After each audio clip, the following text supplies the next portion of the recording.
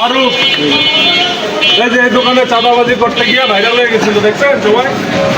Video দেখছেন না সব নিউজ চ্যানেলে? আজকে দেখছি ধরা পড়ছে, এই সাদাবাদ ধরা খাইছে, এই সাদাবাদ।